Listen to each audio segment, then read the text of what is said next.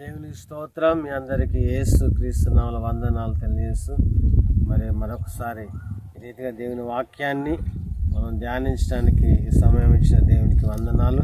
మరి ఈ సమయంలో ఒక జయించడం గురించి కొన్ని మాటలు చెప్పాలని పరిశుద్ధాత్మ ద్వారా ప్రేరేపించబడి మీ ముందుకు వచ్చినాను. మరి ప్రకటన గ్రంథంలో 12వ అధ్యాయంలో 11వ వచనాన్ని మనం జ్ఞాపకం చేసుకుందాం. వారు గొర్రెపిల్ల రక్తమును బట్టి తామిచ్చిన సాక్ష్యమును బట్టి వారిని జయించున్నారు, కానీ మరణం వరకు తమ ప్రాణమును ప్రేమించిన వారు కారు. ఇక్కడ యోహానుకు మరి ఒక దర్శనం, పరలోక దర్శనం చూస్తూ మరి అపవాదిని జయించడం గురించి ఒక మాట సెలవిస్తూ ఉన్నాం. ఈనాడు చాలామంది పరిస్థితులను, సమస్యలను జయించలేకపోతాను, ప్రార్థన చేయలేకపోతాను, వాక్యం చదవలేకపోతాను. కాబట్టి వీటిని ఈజీగా జయించాలంటే ఒక్క మాట మనం ఇక్కడ జ్ఞాపకం చేసుకుందాం. ఇక్కడ ఏమంటే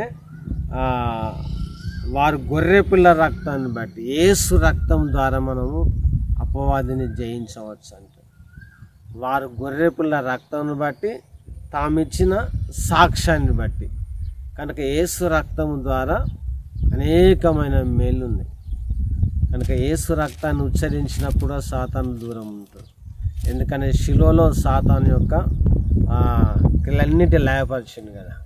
అందుకే యేసు రక్తం చెప్పగానే సాతాను దూరం ఉంటుంది. అందుకే ఇక్కడ ఈ అపోస్తలుడైన యోహాను అంటాడు, మరి వారు అనగా రక్షణ పొందిన వారు, దేవుని యొక్క బిడ్డలు, వారు గొర్రెపిల్ల రక్తాన్ని బట్టి మరి తామిచ్చిన సాక్ష్యాన్ని బట్టి వాన్ని సాతాను జయించున్నారు.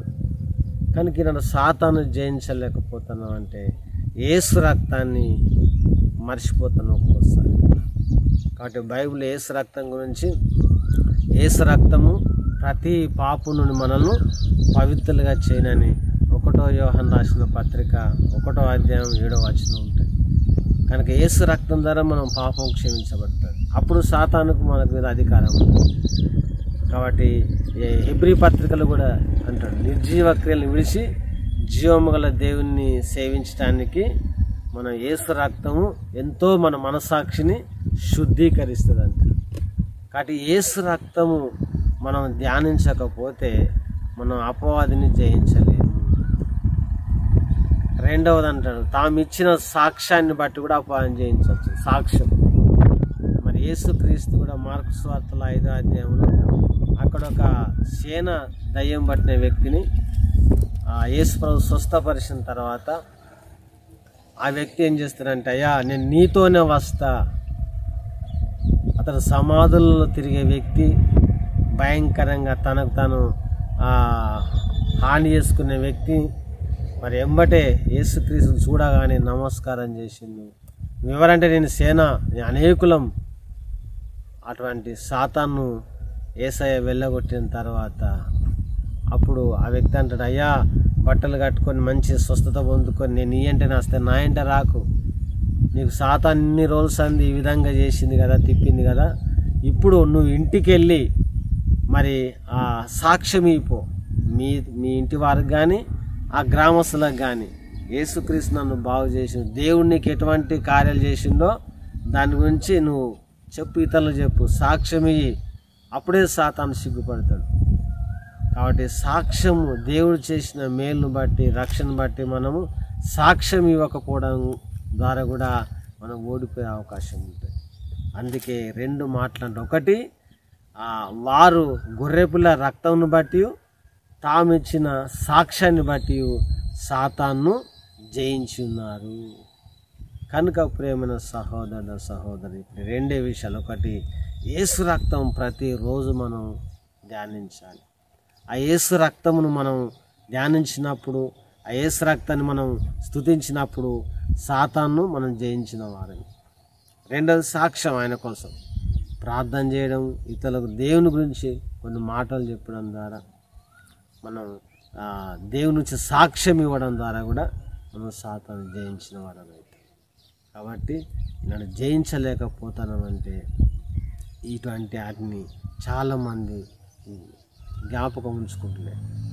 కనుక ప్రేమ సహోదరు ఈసారి మరొక్కసారి మన ఆయన యేసు రక్తాన్ని జ్ఞాపకం చేసుకుందాం. మన ఆయన కొరకు మనం సాక్ష్యం ఇచ్చడానికి కూడా మనం మరొకసారి సిద్ధపడదాం.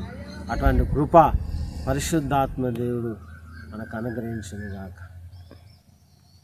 ప్రేమగల ప్రభు అయిన యేసు నీకు వందనాలు, స్తోత్రాలు అయ్యా. మరి ఇదిగో ఈ సమయంలో జయించడం గురించి, అపవాదిని జయించడం గురించి కొన్ని మాటలు మేము ధ్యానం చేసుకున్నాం. ఇదిగో ప్రకటన 12:11 అయితే అది వారు అనగా రక్షణ పొందిన వారు, దేవాను యేసు రక్తంలో కడగబడిన వారు, తామిచ్చిన రక్తంను బట్టి అయా తామిచ్చిన సాక్ష్యాన్ని బట్టి మీరు అపవాదిని జయించున్నారని వాక్యం సెలవిస్తుంది. ఈనాడు ప్రభువా నీ శిలువ రక్తం మేము ప్రతిరోజు ఆయన ధ్యానించుటకు మాకు శక్తిని దయచేయండి.